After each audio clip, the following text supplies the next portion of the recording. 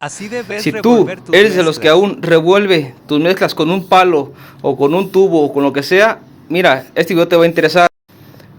Venden estos aditamentos para taladros. Si es que no tienes una revolvedora, no son costosos, cuesta alrededor de unos 100 pesos. Y ya con eso te vas a ahorrar mucho trabajo.